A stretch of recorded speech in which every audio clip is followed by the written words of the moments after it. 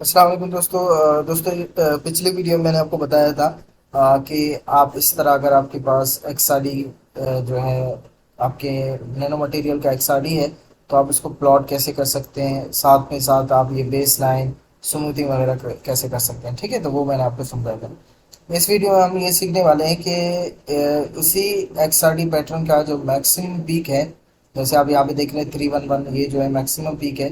बाकी जो पीक्स है उनकी इंटेंसिटी कम है। ठीक है, तो ये मैक्सिमम पीक है। ये 311 असल में स्पाइनल फेराइड्स का सिग्नेचर है, क्यूबिक स्ट्रक्चर जो कि रखते हैं। ठीक है, अब हम क्या करने वाले हैं, इसी 311 पीक को यूज़ करते हुए अगर आप यहाँ पे देखें तो the peak diffraction for plane 311 was used to estimate the crystallite size for the European nanofarads।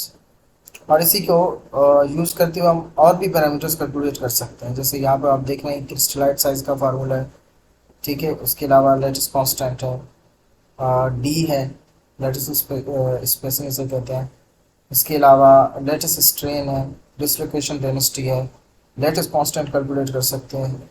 Volume जो होता है यूनिट सेल का, वो भी आप कैलकुलेट कर सकते हैं। ठीक है, तो इनके लिए सबसे पहले मतलब ये जो एक्सआरडी पैटर्न है ये आपके पास होना चाहिए। जैसे आपका एक्सआरडी पैटर्न जहाँ पे इन्होंने 5 सैंपल्स यूज़ करें, तो मैं सिर्फ एक सैंपल के लिए करूँगा। यहाँ पे मेरे पास एक एक्सआरडी पैटर्न है।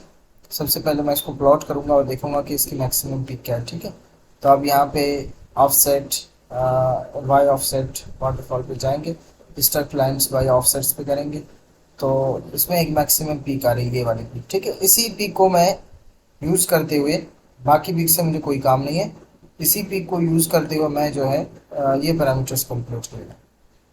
अब मसला ये है कि ये इंडिविजुअली आप कैलकुलेट नहीं कर सकते, तो हम क्या करते हैं, इसके लिए एक एक्सेल शीट बनाते हैं। ठीक है, एक्सेल शीट ये है कि जो कंसंट्रेशन है, जैसे फ़र्ज़ करें मैं 0% के लिए कर रहा हूँ। ठीक है, तो सबसे पहले आप लेंगे 2 थीटा में चाहिए, क्योंकि आप देखें इस एक्सेस पे 2 थीटा होता है। ठीक है, तो आप एक्सेल में 2 थीटा लेंगे। ये वाला जो है हमारा 2 थीटा है।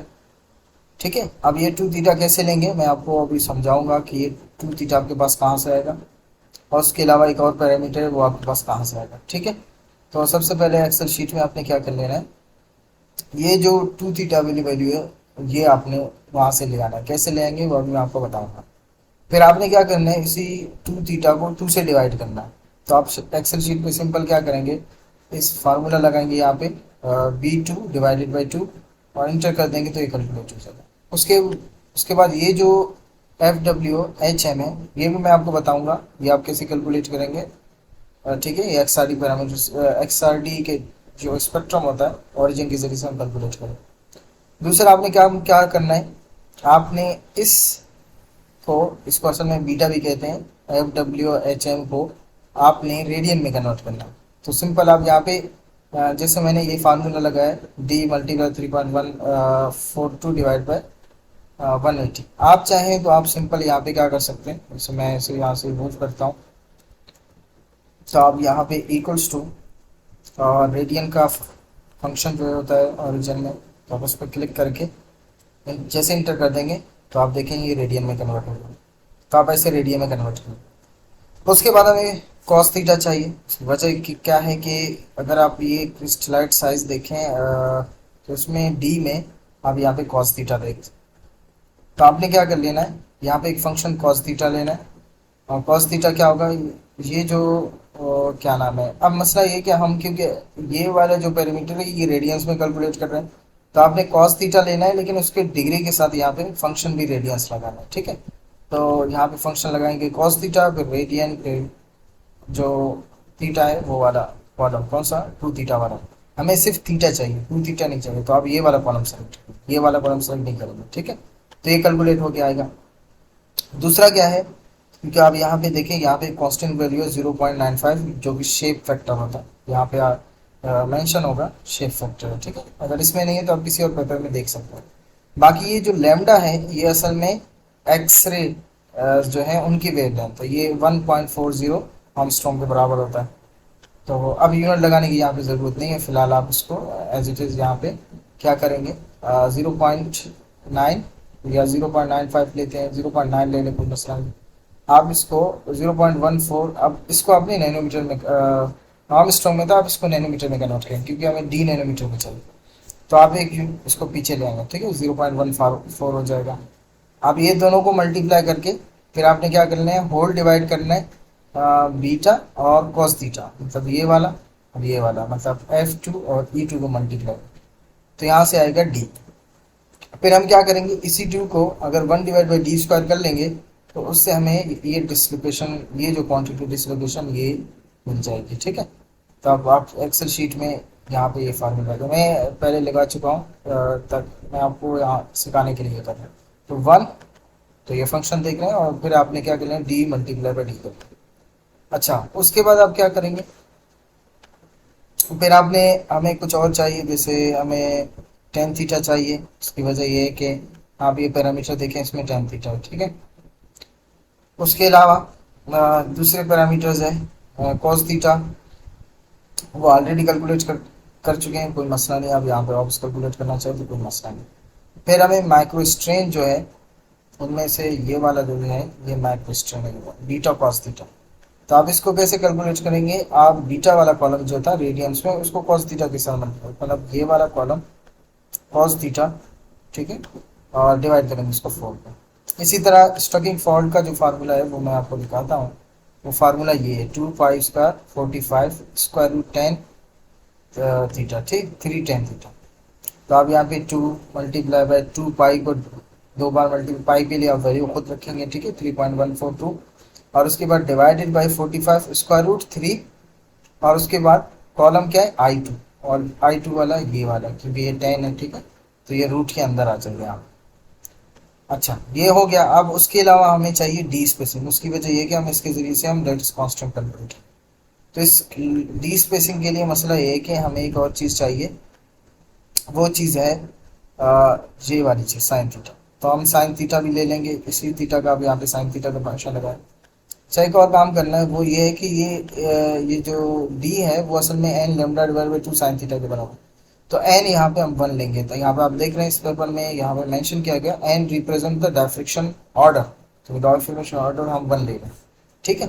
और ये एन वेरी कर सकता है, जब आप जिस तरह का आपके पास नैनो मटेरियल है तो आप उसमें चेक कर सकते हो, ठीक है। मैक्सिमम भी हमेशा 1 होता है, यहाँ पे एन मेंशन करते हैं मैक्सिमम। ओके, उसके बाद लेमडा है, लेमडा की वैल्यू हमें पता है, ये वाली है, ठीक है। लेकिन आपने ख्याल रखना है, ये जो लेमडा है, क्योंकि ये डी में आर्मस्ट्रॉन्ग में होता है, तो आप लेमडा की वैल्यू को एज इट इज रखें, जो जो वैल्यू होती है, ठीक है। अब मैं इस डी, ये डी वाली जो वैल्यू है, उसमें मैंने इसको नैनोमीटर में कन्वर्ट नहीं किया। यहाँ नैनोमीटर में इसलिए कन्वर्ट किया क्योंकि आगे वाली वैल्यू मुझे नैनोमीटर में चाहिए था। अब जैसे आप रखेंगे, ठीक है, कैलकुलेट करेंगे तो ये आपको ए मिल जाए। ये जो ए है, ए कैलकुलेट हो गया। ए किसके बराबर है, ए होता है, ठीक है, ये वाली। तो ये निकल के आएगा, ये वाली चीज। ओके,